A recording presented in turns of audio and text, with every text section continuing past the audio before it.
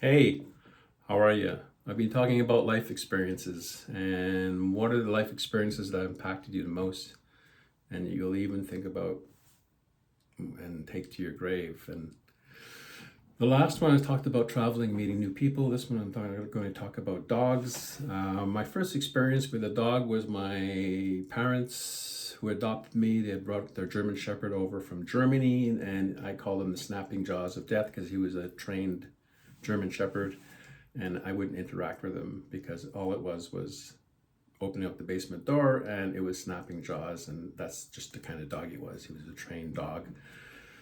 And that was my experience as a young kid with dogs. So later on in life, we ended up, the wife and I got a sheepdog, we got a canary, we got a little we got a little tree frog, African tree frog, and we felt that the sheepdog needed a companion, so we went and got a 90% German Shepherd from a rescue, and he had been abandoned.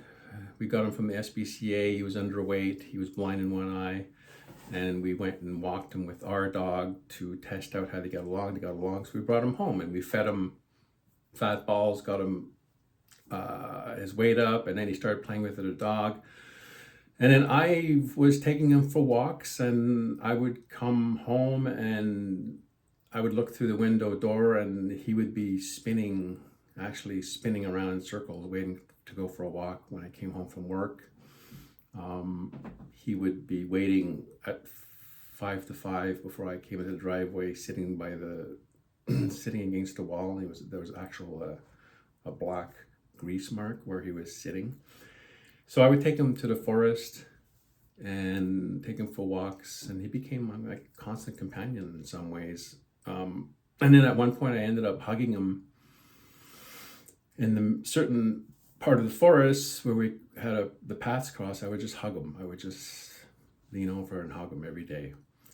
And at one point I let him run free because he was a good dog. He would never hurt anyone, and I would watch him run, and it was just the most joyful thing in the world to see him run around the forest.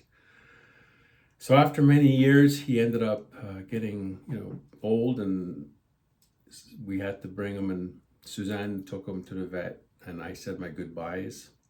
And I never expected my heart to break in 1,000 pieces, but it did. The day Suzanne took him to put him to sleep, and I will never forget that dog for the rest of my life. He had so much joy, and our moments of hugging in the forest, and our walks, and his spinning to greet me at the door are something that's embedded in my soul now. I don't know if I'll get another dog. We've been thinking about it. Since then, all the pets have passed.